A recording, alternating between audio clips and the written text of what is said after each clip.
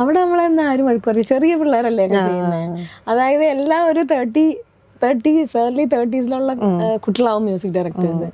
അവര് നമ്മളെ ചേച്ചി ചേച്ചി എന്നല്ലേ എന്താ പാടുന്നൊന്നും ചോദിക്കത്തില്ലല്ലോ.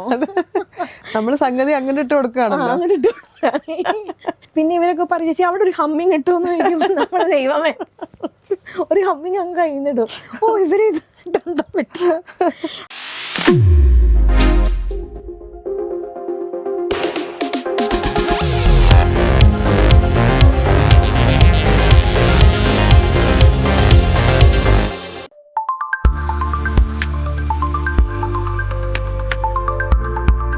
ഞാൻ ചോദിക്കും നിങ്ങൾക്ക് എങ്ങനെയാ ഈ പാട്ട് വരുന്നതെന്ന് ചോദിക്കും.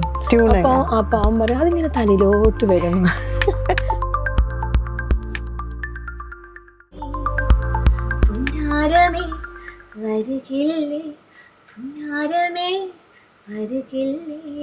നമസ്കാരം. ഇന്നത്തെ നമ്മുടെ ഗസ്റ്റിനെ കുറിച്ച് പറയുകയാണെങ്കിൽ ഒരുപാട് നല്ല പാട്ടുകൾ നമുക്ക് സമ്മാനിച്ച ഒരു അമേസിംഗ് സിംഗറാണ്, പ്ലേബാക്ക് സിംഗർ ജിഷ നവീൻ ആണ് നമ്മുടെ ഗസ്റ്റ്. പാപ്പിലേക്ക് സ്വാഗതം. എന്തൊക്കെയുണ്ട് വിശേഷങ്ങള്? നല്ല വിശേഷം.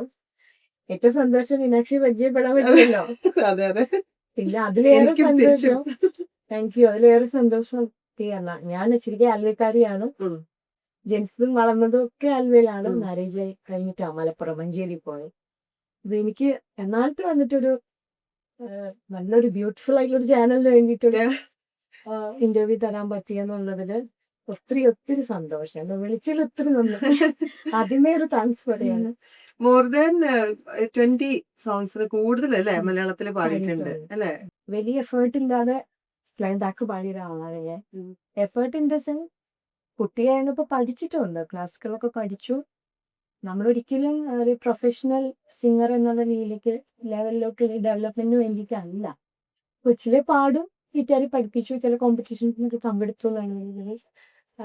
കുറെ കൂടെ ഒരു സ്റ്റഡി സ്ലോട്ട് ഇമ്പോർട്ടൻസ് കൊടുക്കുന്ന ഫാമിലിയായിരുന്നു.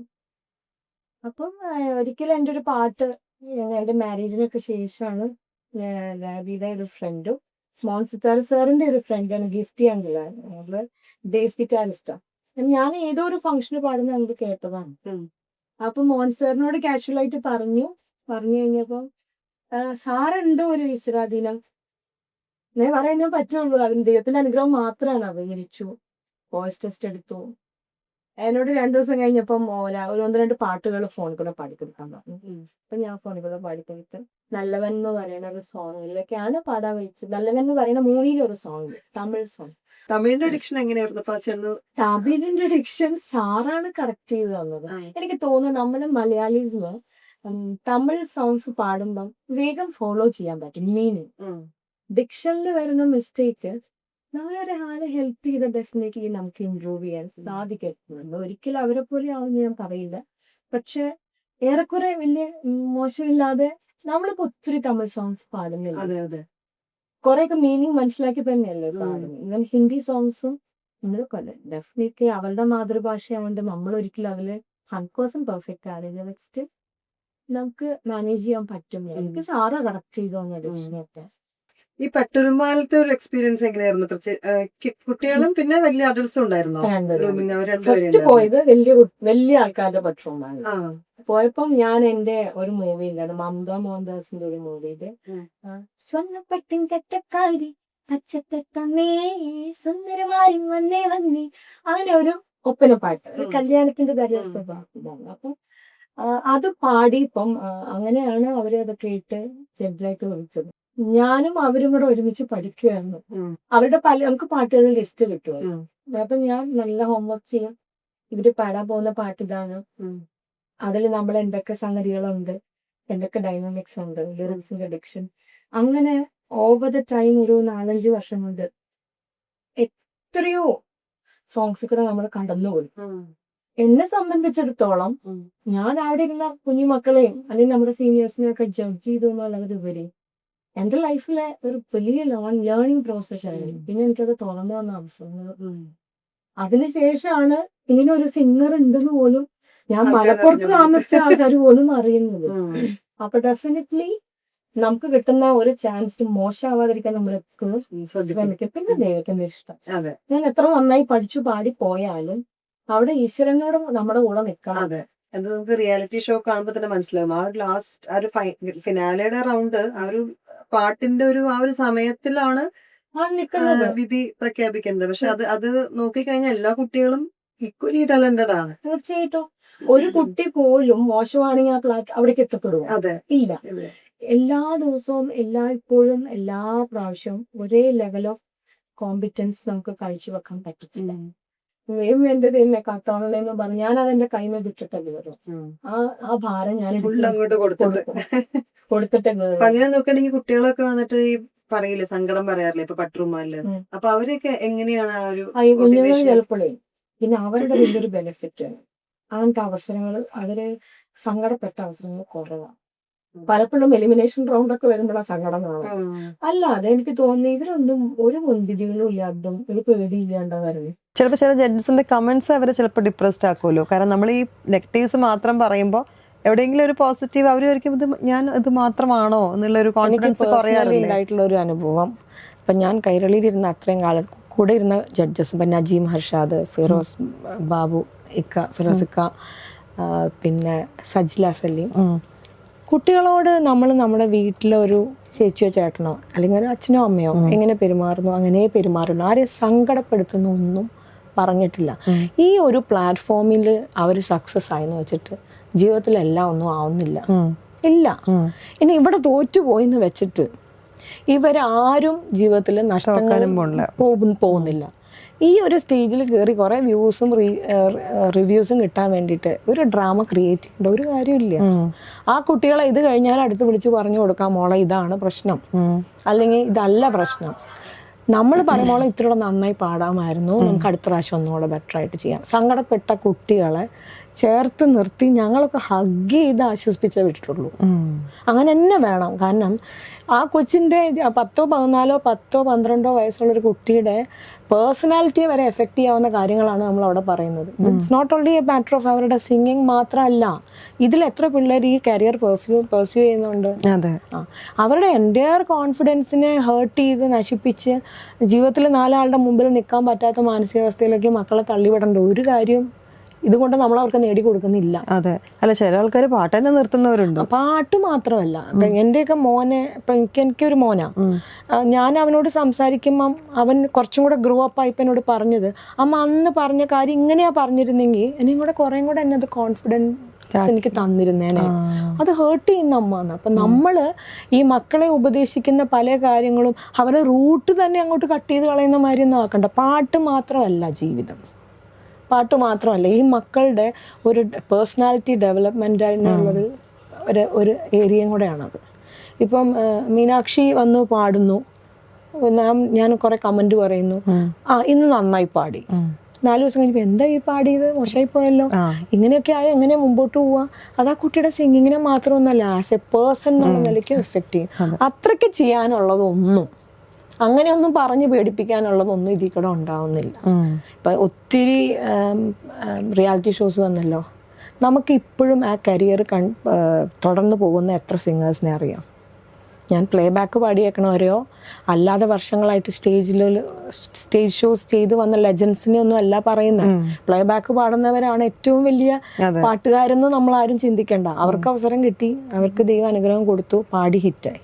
അല്ലാത്ത ആൾക്കാരും ഒത്തിരി ഫേമസ് ആയിട്ടുള്ള ആൾക്കാർ നമ്മുടെ ചുറ്റുമുണ്ട്, പേരെടുത്ത് പറയുന്നില്ല. അപ്പം ഇത് മാത്രമൊന്നുമല്ല ജീവിതത്തിന്റെ അവസാനം. ആ രീതി തന്നെ അതിനെ കാണാൻ പാടുള്ളൂ. കുട്ടികളെ പ്രോത്സാഹിപ്പിക്കാനായിട്ടുള്ള ഒരു വേദിയായിട്ട് മാറണം റിയാലിറ്റി ഷോസ്. തെറ്റുകളുണ്ടാവും. 35 വയസ്സുള്ള ഒരാൾ പാടുമ്പോൾ ഉണ്ടാവുന്ന തെറ്റ് 10 വയസ്സുള്ള കുട്ടി പാടുമ്പോൾ ഉണ്ടാവാൻ പാടില്ല എന്ന് കരുതുന്നതിൽ എന്തിനായുള്ളത്? തെറ്റണം, തെറ്റിത്തിരുത്തണം. ഞാനൊക്കെ ആദ്യ കാലത്തൊക്കെ പ്രോഗ്രാം ചെയ്തിട്ടേ കരഞ്ഞു പോകുന്ന സ്റ്റേജ് ഉണ്ട്. കാരണം ഞാൻ വിചാരിച്ച മാതിരി എനിക്ക് പാടാൻ പറ്റിയില്ല എന്നുള്ള വിഷമം. അവരെങ്ങനെ കണ്ടു എന്ന് എനിക്കറിയില്ല. എനിക്ക് പാടിക്കഴിഞ്ഞ് പോരുമ്പോൾ തോന്നി, ഈശ്വര ഞാനിത് അതുപോലെ ആണോ പാടിയത്? അപ്പൊ എന്റെ കൂടെ പാടുന്നവരൊക്കെ വലിയ വലിയ പാട്ടുകാരാ. അപ്പൊ ആദ്യമൊക്കെ നമ്മളൊക്കെ ചെല്ലുമ്പോൾ ഇവരൊന്നും പരിചയമില്ലല്ലോ, ഇത് നന്നായോ ചീത്തയായോ ആരോട് ചോദിക്കും? കണ്ണൊക്കെ നിറഞ്ഞ് പുറകിലിരിക്കും നമ്മൾ. അതുകൊണ്ട് ഇപ്പം നമ്മുടെ കൂടുന്ന കുട്ടികൾക്ക് തെറ്റിന്നറിയാം, തെറ്റ് പറ്റി എന്നാൽ തന്നെ നമ്മൾ അവരെ ചേർത്ത് പിടിക്കുക ചെയ്യുക. കാരണം എൻ്റെ സീനിയേഴ്സ് അത് ചെയ്യുന്നുണ്ട്. അതെ, നമ്മൾ മനസ്സിലാക്കിയ നമ്മൾ പരസ്പരം അറിയാൻ തുടങ്ങിയതിന് ശേഷം ഒരു തെറ്റ് അത് സാരമില്ല ചേച്ചി, അതിപ്പോ എന്നും എല്ലാം ഒരുപോലെ ഇരിക്കുമെന്ന് പറയും. നമ്മൾ നമ്മുടെ താഴെ നിൽക്കുന്ന നമ്മുടെ പ്രായം കൊണ്ടും ജൂനിയേഴ്സ് ആയിട്ടുള്ളവരെ ഒന്ന് ചേർത്ത് പിടിച്ച് ഇതിലൊന്നും ഒരു കാര്യമില്ല, അതാണ് ഫാക്ട്. ഇതിലൊന്നും ഒരു കാര്യമില്ല. അറിയാതെ വരുത്തുന്ന തെറ്റുകൾ ഒരിക്കലും നമ്മൾ വലുതായിട്ട് കൗണ്ട് ചെയ്യേണ്ട കാര്യമില്ല.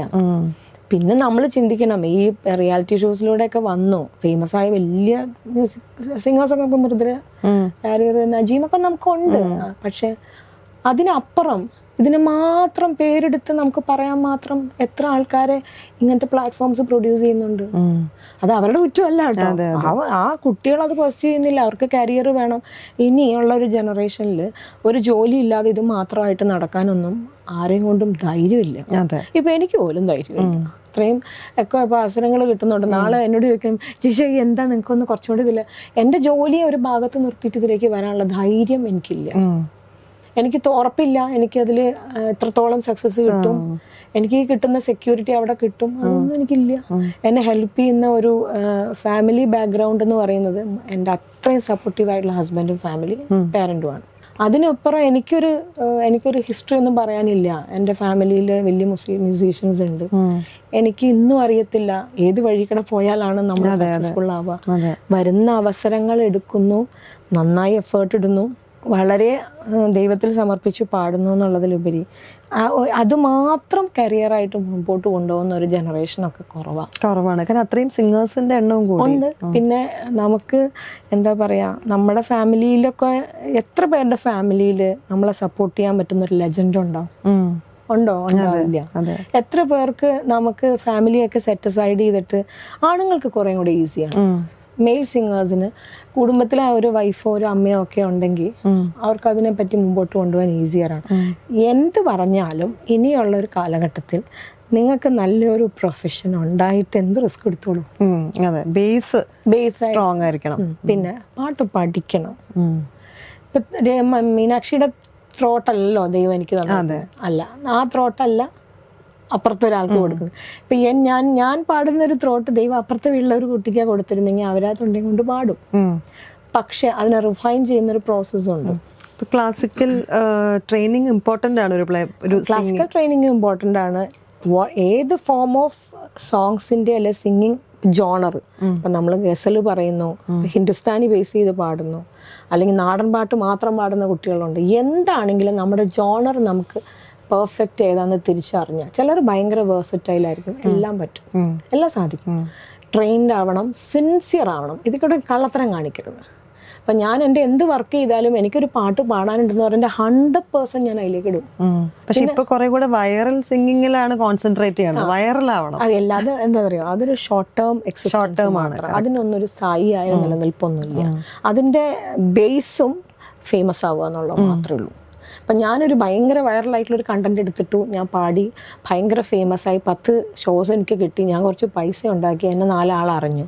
ഒരു കണ്ടന്റ് ഉള്ളൊരു ഏരിയയിൽ പോയി പാടേണ്ടി വരുമ്പം ഞാൻ ഒന്നും അല്ലേന്ന് പറഞ്ഞ് നാണം കെടുന്നതിനേക്കാൾ എത്രയോ നല്ലതാണ് ബേസിക്കലി അതെന്താന്ന് മനസ്സിലാക്കുക, പഠിക്കുക, കഷ്ടപ്പാടുണ്ട്, കഷ്ടപ്പെടുക. അപ്പൊ ഞാനൊക്കെ പല പ്രാവശ്യം കേട്ടൊരു പാട്ട് പോലും ഒരു സ്റ്റേജിൽ ആദ്യമായിട്ടാണ് പാടണമെങ്കിൽ ഒരു 5-6 ദിവസം എൻ്റെ വായിൽ അതേ ഉണ്ടാവുള്ളൂ. സംസാരം പോലും കുറഞ്ഞിട്ട് നമ്മളിങ്ങനെ പാടിക്കൊണ്ടിരിക്കും. അപ്പൊ അടുത്തിരിക്കുന്ന കൊളീഗ്സ് ഒക്കെ ചോദിക്കും എന്തപ്പോ ഇത്, കറക്റ്റ് 4 ദിവസം കൊണ്ട് അവർക്കറിയാം ഞാൻ ഈ പാട്ട് എവിടെയോ ആദ്യമായിട്ട് പാടാൻ പോകണ്ട. അതില് കുറച്ച് നമ്മൾ അത്രയും കേൾക്കണം എന്ന് പറയും പാട്ടല്ലേ. ഒരു പാട്ട് പഠിക്കണമെങ്കിൽ 10-20 പ്രാവശ്യം കേൾക്കണം. 21ാമത്തെ പ്രാവശ്യം കേൾക്കുമ്പോ അതാണ് നമ്മള് കാണാത്തൊരു സാധനം അവിടെ. ചിലപ്പോ അത് കുറച്ച് കൊല്ലം കഴിഞ്ഞ് പാടുമ്പോഴും നമ്മൾ ഈ രാരിരാരിരം എന്നുള്ള പാട്ടുണ്ട്, രാരിരാരിരം രാരോ. ആ പാട്ടൊക്കെ ഞാനൊരു 50 സ്റ്റേജിൽ പാടിയിട്ടുണ്ട്. 51ാമത്തെ സ്റ്റേജിൽ പാടുന്നതിന് മുമ്പ് തലേദിവസം കേൾക്കുമ്പോ ദൈവമേ ഈ സാധനം ഇവിടെ കിടപ്പുണ്ടല്ലോ, ഇത്രയും നാളും പാടിയിട്ടില്ലല്ലോ, അതവിടെ കണ്ടില്ല. അതാണ്. അപ്പൊ നമ്മൾക്ക് ഒരിക്കലും ലേണിംഗ് കംപ്ലീറ്റ് ഒരു കാര്യത്തിന് നമ്മൾ കൊടുക്കുന്ന ഒരു commitment that makes the difference. എന്താണോ നമ്മളൊരു മറ്റേതൊക്കെ ഒരു ഫ്ലൂക്ക് അടിക്കുന്ന മാതിരി, നമുക്കൊരു ചാൻസ് കിട്ടി ചിലപ്പം നമുക്ക് ലോട്ടറി അടിക്കത്തില്ലേ, അല്ലാതെ ഈസി ആയിട്ടൊന്നും ഈ ഒരു വൈറൽ കണ്ടന്റിന്റെ മാത്രം ഉദ്ദേശം വെച്ച് പോവാണെങ്കിൽ ആ കണ്ടന്റോട് കൂടി ആ കക്ഷി തീരും. അതിനോട് ഒരു യോജിപ്പില്ലാത്ത ആയിക്കോട്ടെ, അവർക്ക് വേറെ വഴികൾ ഉണ്ടായിരുന്നില്ല, ഒരു അവസരം കിട്ടിയപ്പോൾ അവർ ഹിറ്റായി. ആ പ്രോസസ്സ് കണ്ടിന്യൂ ചെയ്യണം. അവിടെ കൊണ്ട് ഞാൻ എല്ലാം തികഞ്ഞു എന്ന് കരുതി എൻ്റെ പാട്ട് സൂപ്പർ ഹിറ്റാ, ശരി 10-15 പ്ലാറ്റ്ഫോം കിട്ടി, ഞാൻ പാടി, അതോട് കൂടിയിട്ട് പിന്നെ എന്താ അയ്യ തീർന്നു, ആ അവസ്ഥ വരരുത്. നമ്മൾക്ക് മറ്റൊരു അവസരം കിട്ടുന്നില്ലെങ്കിൽ തീർച്ചയായിട്ടും നമ്മുടേതായിട്ടുള്ള ഇൻഡിപെൻഡൻറ്റ് വർക്ക്സ് ചെയ്യാം, ഹിറ്റാക്കാം, വൈറലാക്കാം. പക്ഷേ ചാലഞ്ചിങ് ആയിട്ടുള്ള ഫാക്ടർ ഇത് കണ്ടിന്യൂ ചെയ്ത് പോകാൻ പറ്റണം. അതെ, 4 ദിവസം കഴിഞ്ഞിട്ട് സോഷ്യൽ മീഡിയയിൽ മുഴുവൻ ഇന്ന ആൾ വന്ന് 6 വരി പാടി 7ാമത്തെ വരി മോശമായിരുന്നു എന്ന് പറയാൻ പാടില്ല, പറയിക്കാൻ പാടില്ല. അതാണ് ഒരു ആർട്ടിസ്റ്റിന്റെ ഉത്തരവാദിത്വം. ഒരബദ്ധം 2 അബദ്ധമൊക്കെ പറ്റും, പലപ്പോഴും അബദ്ധങ്ങൾ മാത്രമാകുമ്പം നമുക്ക് കണ്ടന്റ് ഇല്ല എന്നർത്ഥം. ഈ ഏറ്റവും കൂടുതൽ കേൾക്കണ പാട്ട് ഏത് ജോണറിലുള്ളതാ? മെലഡി ആണോ അതോ? ഞാൻ ഏറ്റവും കൂടുതൽ കേൾക്കുന്ന മെലഡി. ആദ്യം തന്നെ രവീന്ദ്ര മാഷിന്റെ പാട്ടുകൾ, ഇപ്പൊ രവീന്ദ്ര സംഗീതോത്സവത്തിന്റെ ഭാഗമായിട്ട് കുറേ വർഷം പാടി. അപ്പം ഞാൻ ഒത്തിരി കേൾക്കും. മോഹൻ സിതാര സാറിന്റെ പരിചയപ്പെട്ടതിന് ശേഷമാണ് ഈ പാട്ടൊക്കെ സാറിന്റെ ആയിരുന്നു എന്ന് മനസ്സിലാക്കി കേൾക്കാൻ. പക്ഷെ എൻ്റെ ഏറ്റവും ഫേവറേറ്റ് ഇളയരാജ സാറാണ്. പിന്നെ ഞാൻ എന്ത് പാട്ട് കേട്ടാലും പിന്നെ ശ്യാം സാറും. ഇളയരാജ സാറ്, ശ്യാം സാറ് രവീന്ദ്ര സംഗീതോത്സവത്തിന് വന്നതിന് ശേഷം മാത്രമല്ല, സാറിന്റെ ആണ് പല പാട്ടുകളെന്ന് അപ്പോഴാണ് ശ്രദ്ധിക്കുന്നത്. ജോൺസൺ മാഷിന്റെ പാട്ടുകൾ, മോഹൻ സാറിന്റെ പാട്ടുകൾ. പക്ഷെ എൻ്റെ മോസ്റ്റ് ഫേവറേറ്റ്, എൻ്റെ ലൈഫിലെ എപ്പോൾ നോക്കിയാലും ഫേവറേറ്റ്, ഇപ്പം ഞാൻ പ്രോഗ്രാമിനൊക്കെ പാടുന്ന മെലഡി ഒന്ന് കൽക്കണ്ടം ചുണ്ടിൽ, പിന്നെ ഒരു സനം തൂങ്ങിരിച്ച് ചിന്ന ചിന്ന മേഘം. എങ്ങനെ നോക്കിയാലും ഞാൻ അവിടെ ചെന്നെത്തും. അതുപോലെ എനിക്ക് ഇപ്പം ശ്യാം സാറിൻ്റെ കേൾക്കാൻ, പാടാൻ പലപ്പോഴും എനിക്ക് അവസരങ്ങൾ അധികം കിട്ടലില്ല. ഇപ്പം പാടി ആ പാട്ട്, അതൊക്കെ കേൾക്കുന്ന പാട്ടുകൾ. പിന്നെ ചിന്നക്കുട്ടി ഇറങ്ങിയില്ലേ, അങ്ങനെ ശ്യാം സാറിൻ്റെ പാട്ടുകളോട് ഒരു വല്ലാത്ത അടുപ്പമുണ്ട്. ഞാൻ ചില സമയത്ത് എങ്ങനെയൊക്കെ സെർച്ച് ചെയ്താലും അവിടെ എത്തും. പിന്നെ വേണമെങ്കിൽ നമുക്ക് പറയാം ഞാൻ ഭയങ്കരമായിട്ടിരുന്ന ആ സാറിൻ്റെ പാട്ട്. അങ്ങനെയൊന്നുമല്ല, ഞാനും എല്ലാ നോർമൽ ലിസണറെ പോലെ ലൈറ്റ് സോങ്സ് കേൾക്കാൻ ഇഷ്ടപ്പെടുന്ന ഒരാളാണ്. ഇപ്പം ക്ലാസിക്കലൊക്കെ പഠിച്ചതിൻ്റെ ബേസിസിൽ ചിലപ്പോഴൊക്കെ പോയിട്ട് നമ്മൾ ചില സെമി ക്ലാസിക്കൽ പാട്ടുകളൊക്കെ പാടി പെർഫെക്റ്റ് ആക്കാൻ നോക്കുമല്ലോ. ഇപ്പം രവീന്ദ്ര സാറിൻ്റെ ഒക്കെ പാട്ടുകൾ പാടുന്നുണ്ടെങ്കിൽ ഒരു യൂണിവേഴ്സിറ്റിയാണ്. അത് പഠിച്ചിറങ്ങുമ്പോഴത്തേക്കും നമുക്കൊരു ഡിഗ്രി കിട്ടും പാട്ട്. അപ്പം അതിനു വേണ്ടി നമ്മൾ വളരെ എന്തൂസിയാസ്റ്റിക് ആയിട്ട് ഇരുന്ന് തിങ്സ് ഒക്കെ നോക്കി, അറിയാത്ത നോട്ട്സൊക്കെ നോക്കി പഠിച്ച് വരുന്ന പറയലും ഒരു സ്വീറ്റ് ആയിട്ടുള്ളൊരു മൊമെന്റോ അല്ലെങ്കിൽ ഒരു കംഫർട്ടബിൾ സോണിലിരിക്കുമ്പോഴോ ഞാൻ എങ്ങനെയോ ചെന്നെത്തുന്നത് സാറിന്റെ പാട്ടാണ്. അപ്പൊ സ്റ്റേജിൽ ഏത് പാട്ട് ഏറ്റവും കൂടുതൽ പാടിയേക്കുന്ന ഇളയരാജ സാറിന്റെ പാട്ട്, കംഫർട്ടബിൾ ആയിട്ട് പാടുന്നത്? എനിക്ക് ഏറ്റവും കംഫർട്ടബിൾ ആയിട്ട് പാടാൻ പറ്റുന്നത് ഇളയരാജ സാറിന്റെ പാട്ടുകളാണ്. രവീന്ദ്ര സാറിന്റെ പാട്ട്, രവീന്ദ്ര മാഷിന്റെ പാട്ടുകൾ ഇപ്പൊ ഞാൻ നിറയെ പാടലുണ്ട്. അത് പാടി ഇറങ്ങുമ്പോ നമുക്ക് നമ്മളോടൊരു അഭിമാനം, അയ്യോ ഞാൻ ഈ പാട്ട് പാടി എന്താ കോമ്പോസിഷൻ. അപ്പൊ ഞാൻ അടുത്ത ഒരു പ്രോഗ്രാമിനൊക്കെ യാത്രയായി വെയിലൊളി നീളുമെന്നിഴലിനീ കാത്തു നീ നിൽക്കയോ സന്ധ്യയായോ മലേ. അപ്പൊ ആ പാട്ടൊക്കെ പഠിച്ചെടുക്കുമ്പോഴത്തേക്കുവേ നമുക്ക് നമ്മളോട് തന്നെ ഒരു സ്നേഹമൊക്കെ തോന്നും. വരികളാണെങ്കിലും ലിറിക്സും അസാധ്യ ലിറിക്സ്. രവീന്ദ്ര മാഷിന്റെ പാട്ടുകളുടെ പ്രത്യേകത അതിന്റെ ലിറിക്സിന് ഭയങ്കര കണ്ടന്റ് ഡെപ്തായിരിക്കും, നമ്മൾ ചിന്തിക്കാത്ത തലങ്ങളൊക്കെ. പിന്നെ എനിക്ക് എന്തോ ഈ പാട്ടുകളൊക്കെയാണ് എപ്പോഴും എന്റെ ഇങ്ങനത്തെ ഈ മ്യൂസിക് ഡയറക്ടേഴ്സാണ് എന്റെ ഫേവറേറ്റ്. ഹിന്ദി ഗസൽസ് അങ്ങനെ ഗസൽസ് ഹിന്ദുസ്ഥാനി ഞാൻ പഠിച്ചിട്ടില്ല. ഗസൽസ് പാടുന്നവരെ ഭയങ്കര ബഹുമാനമാണ്. പലപ്പോഴും ഞാൻ വിചാരിക്കും ഈശ്വര എനിക്കൊരു അങ്ങനത്തെ ഒരു പ്ലാറ്റ്ഫോം ആഗ്രഹിച്ചിട്ടുണ്ട്, പ്ലാറ്റ്ഫോം കിട്ടും. അല്ല ഹിന്ദുസ്ഥാനി പഠിക്കണം എന്നുള്ള തോന്നിയിട്ടുണ്ട്. അപ്പൊ ഞാൻ പഠിക്കാൻ തോന്നിയ സമയത്ത് ഞാൻ മലപ്പുറവും, പഠിപ്പിച്ചിരുന്ന സ്ഥലം കോഴിക്കോടുമാണ്. മടിയായിരുന്നു, അല്ലാതെ വേറൊന്നും അല്ല. വളരെ സിൻസിയറായിട്ട് പറഞ്ഞാൽ മടി കാരണം പഠിച്ചില്ല. എന്നിട്ട് ഇപ്പൊ നമ്മള് ഗസൽ സിംഗേഴ്സ് ഒക്കെ പാടുമ്പോ ഞാൻ വിചാരിക്കും ആഗ്രഹമുണ്ട് പാടണം, പക്ഷെ കല്ല് വിട്ടുപോ. ഭയങ്കര ഇഷ്ടമാണ് ഗസൽസ്. എനിക്ക് എന്തൊരു ഇഷ്ടാന്നറിയാം മഞ്ജരിയൊക്കെ പാടുന്ന, ഷഹബാസ് അമൻ സാറിന്റെ ഒക്കെ വേർഷനൊക്കെ. അപ്പൊ കൊതിയാവും. പിന്നെ ആ ഒരു അറ്റംപ്റ്റ് എടുക്കാനുള്ള ഒരു ധൈര്യമോ ഒരു അവസരമോ ആരും തരുന്നില്ല. നമുക്ക് ആരെങ്കിലും തന്നാലല്ലേ. അതേപോലെ കച്ചേരിയും ട്രൈ ചെയ്തിട്ടില്ല? ഇല്ല, കച്ചേരി ഞാൻ ഞങ്ങൾ സ്കൂളിൽ പഠിക്കുന്ന സമയത്ത്, മീൻസ് ഞങ്ങളുടെ മ്യൂസിക് സ്കൂളിൽ പഠിക്കുന്ന സമയത്ത് എന്നെ 5-6 ഗുരുക്കന്മാർ പഠിപ്പിച്ചിട്ടുണ്ട്. വേണുഗോപാൽ സാറ്, മീനാക്ഷി ടീച്ചർ, ഒരു ബിജു സാറ്. അതിനേക്കാൾ ഏറ്റവും കൂടുതൽ പഠിച്ചൊരു മ്യൂസിക് സ്കൂളിലാണ്. ഹരിഹരൻ എന്ന് പറഞ്ഞിട്ട് സാർ ആൽവേ ബേസ് ചെയ്തിട്ട് കടുങ്ങല്ലൂർ സാർ, 2 കൈയും ഇല്ല. അപ്പൊ എൻ്റെ ഉള്ളിൻ്റെ ഉള്ളിൽ നിന്ന് എനിക്ക് എന്നെ എന്താണ് ക്ലാസിക്കൽ എന്ന് പരിചയപ്പെടുത്തിയെന്നൊരു തോന്നൽ എപ്പോഴും സാറിനെ പറ്റി. മറ്റവരൊക്കെ നല്ല സാറുമാരാണ് കേട്ടോ. അപ്പൊ സാറ് അന്ന് സ്കൂളിൽ ഇങ്ങനെ ഓരോ പ്രോഗ്രാംസ് സംഘടിക്കുമ്പം ചെറിയ രീതിയിൽ കച്ചേരിയൊക്കെ ആയിട്ട് പാടുമായിരുന്നു. അത് കൂടെ വേറെ 1-2 പേരും കൂടെ ഉണ്ടായിരുന്നു. സാറ് തൊട്ട് പുറകിലും ഉണ്ടായിരുന്നു. അതുകൊണ്ട് പക്ഷെ അറ്റംപ്റ്റ് ചെയ്തിട്ടുണ്ട്. അത് ചെയ്തിട്ടുണ്ട്. ഇപ്പോഴും ഓർത്തിരിക്കുന്ന, ഇപ്പൊ ഇത്രയും നമ്മൾ ക്ലാസിക്കലൊക്കെ വർഷങ്ങൾ പഠിച്ചു, 5-6 വർഷം 6 വർഷം പഠിച്ചെങ്കിലും അന്ന് സാറ് ഇപ്പത്തെ നമ്മൾ കൂട്ടപ്പാട്ടെന്ന് പറയണ മാതിരി ഇരുന്ന് പഠിച്ച സാധനമേ എനിക്കുള്ളൂ. അല്ലാണ്ട് എന്നെ ഒറ്റയ്ക്കെടുത്ത് പഠിപ്പിച്ചോന്ന് എനിക്ക് എൻ്റെ മനസ്സിലില്ല. അതെന്താന്ന് എനിക്കറിയില്ല. ഞാൻ ഒറ്റയ്ക്ക് വർഷങ്ങൾ പല സാറുമാര് പഠിപ്പിച്ചെങ്കിലും എൻ്റെ മനസ്സിലേക്ക് വരുന്ന കംപ്ലീറ്റ് ക്ലാസിക്കൽ ബേസ് ചെയ്ത കീർത്തനങ്ങളോ കാര്യങ്ങളൊക്കെ ചെയ്ത് കഴിഞ്ഞാൽ ഇപ്പോഴും ഞാൻ 8ാം ക്ലാസ്സിൽ പഠിച്ച പാട്ടൊക്കെയാണ് എനിക്ക് ഓർമ്മ വരുന്നത്. ഹിമഗിരി തനയേ ഹേമലതേ. അപ്പം അതിനുശേഷം ഞാൻ +2 പ്രീ ഡിഗ്രിക്കും പഠിച്ചിട്ടുണ്ട്, ആ സമയത്തും പഠിച്ചിട്ടുണ്ട്. ഈവൻ ഞാൻ മ്യൂസിക് ഫിലിമിൽ പാടാൻ തുടങ്ങിയതിന് ശേഷവും പഠിച്ചിട്ടുണ്ട്, കണ്ടിന്യൂ ചെയ്തിട്ടുണ്ട്. പക്ഷെ എൻ്റെ മനസ്സിൽ ഇപ്പോഴും ഹരിഹരൻ സാറ് പഠിപ്പിച്ചു തന്നതേ ഉള്ളൂ. അത് എന്താന്ന് വെച്ചാൽ അതെന്തോ ഒരു മാജിക്കാണ് സാറിൻ്റെ കൂടെ ഇങ്ങനെ തക്കക്കേടില്ലാത്ത കച്ചേരികളൊക്കെ സ്കൂളിന്റെ പെർഫോമൻസിന്റെ ഭാഗമായിട്ട് ഞങ്ങള്, പിന്നെ അതിന്റെ ഒക്കെ ഒരു ധൈര്യം സാറ് പറയലുണ്ട്. സാറിന്റെ അടുത്ത് മൈക്കുണ്ട്. പിന്നെ എന്റെ കൂടെ 1-2 സിംഗേഴ്സ് ഉണ്ടായിട്ടും പാടിയിട്ടുണ്ട്, ഇല്ലാതെയും പാടിയിട്ടുണ്ട്. പക്ഷെ എനിക്ക് ഭയങ്കര ബഹുമാനമാണ് കച്ചേരിയൊക്കെ ചെയ്യുന്നത്. ഒരു അസാധ്യ നോളജ് ഉണ്ടെങ്കിലേ പറ്റുള്ളൂ, അതൊക്കെ അറ്റംപ്റ്റ് ചെയ്യാൻ പറ്റത്തുള്ളൂ. ഇതൊക്കെ നമുക്കൊരു എന്താ പറയാ, നമ്മള് മൾട്ടിപ്ലിക്കേഷൻ ടേബിൾ പഠിക്കാൻ വേണ്ടിയിട്ട് നമ്മൾ 1 into 2 പഠിക്കുന്ന മാതിരി നമുക്കൊരു ബേസ് അതേ ഉള്ളൂ. ക്ലാസിക്കലിന്റെ ഒക്കെ വെൽവേഴ്സ്ഡ് ആയിട്ടുള്ള ആൾക്കാരെ ഒന്നും നമുക്ക് ചിന്തിക്കാൻ പറ്റത്തില്ല അവരുടെ ലെവൽ എന്താന്നുള്ളത്. ഞാൻ എപ്പോഴും ചിന്തിക്കും, ഇപ്പൊ എന്നെ പാട്ട് പഠിപ്പിക്കുന്ന സാർ എന്തുകൊണ്ടൊരു പ്ലേ ബാക്ക് സിംഗർ ആയിട്ടില്ല, എന്താ അവരുടെയൊക്കെ പാട്ട്. അപ്പം അവരുടെ അവസരങ്ങളും അവരുടെ ജോണറും ആണോ ചോദിക്കാൻ പറ്റത്തില്ലല്ലോ. ഞാൻ എപ്പോഴും ചിന്തിക്കും, നമ്മുടെ ഗുരുക്കന്മാര് നമ്മളെക്കാൾ എത്രയോ മുകളിൽ നിൽക്കുന്നവരാ. അതേപോലെ മ്യൂസിക് കമ്പോസേഴ്സും നല്ലോണം പാടുന്ന ആൾക്കാരില്ലേ, അവരൊന്നും പ്ലേ ബാക്കിലേക്ക് വരുന്നില്ല. ചില സാധനം പാടിത്തരും, തീരെ പാടാൻ പറ്റാത്ത ഒരു ഗിറ്റാറിലോ കീബോർഡിലോ ഹാർമോണിയത്തിലൊക്കെ വായിച്ചു തരും. പക്ഷെ എനിക്ക് പരിചയമുള്ള 2 1 സാർ മറ്റാളെ പറയുന്നില്ല, ഇവരൊക്കെ പാടുന്ന കേൾക്കുമ്പോ ഞാൻ വിചാരിക്കും ഈശ്വരൻ പിന്നെ അവർക്ക് പാടിയ നമ്മള് ഇത്ര കഷ്ടപ്പെട്ട് പാടിപ്പിക്കണം എന്തിനാ. അതിലുപരി അയ്യേ ഞാനൊക്കെ ഇത്രയല്ലേ ഉള്ളൂ ചിന്തിക്കും. കാരണം ആ സാധനം തന്നെ 3 സംഗതി ഉണ്ടെങ്കിൽ 4-5 തവണ ക്ഷമയോടുകൂടി പറഞ്ഞു തന്നിട്ടാണ് അതെനിക്ക് മനസ്സിലാക്കി പാടാൻ പറ്റുന്നത്. എനിക്കെന്നല്ല, കുറെ പേര് തന്നെയാണ്.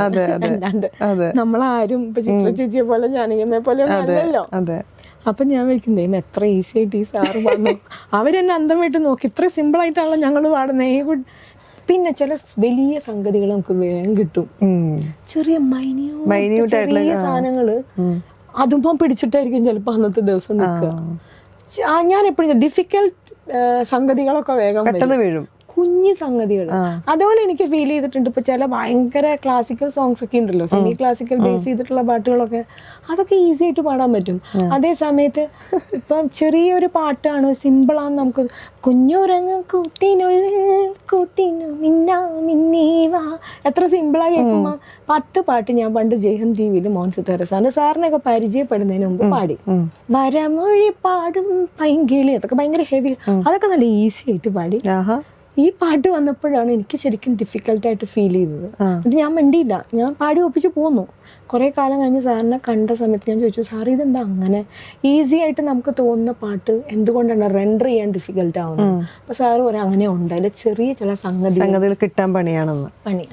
കാരണം ആ ചെറിയ സംഗതി ആയിരിക്കും അതിൽ മെയിൻ ആയിട്ട് നിൽക്കുന്നത്, അതിന്റെ ഭാവം ചിലപ്പോൾ അതിൽ കിടക്കുന്നത്. ആ ഫീൽഫുൾ സിംഗിങ്ങും വളരെ ഇമ്പോർട്ടന്റ് ആണ്. നമ്മൾ കുറെ വരികൾ അടുക്കി വെച്ച് നല്ല സംഗതിയൊക്കെ ഇട്ട് പാടുമ്പോൾ ഫീൽ ചെയ്ത് പാടിയില്ലെങ്കിൽ തോന്നുന്നു അതിന് യാതൊരു ലൈഫ്. അതെ, ഇപ്പൊ പാടിയ പാട്ടിൽ വെച്ചിട്ട് സിനിമ പാട്ടുകള് ക്ലോസ് ടു ഹാർട്ട് ആയിട്ടുള്ള ഒരു പാട്ട് എടുത്തു ഒക്കെ പറയുകയാണെങ്കിൽ ഏതായിരിക്കും? എനിക്ക് എല്ലാ പാട്ടും എല്ലാം ചില പാട്ട് ഞാൻ നന്നായിട്ട് എനിക്ക് ഭയങ്കര ഇഷ്ടമുള്ള 2 പാട്ടുകൾ പാടിയിരുന്നു.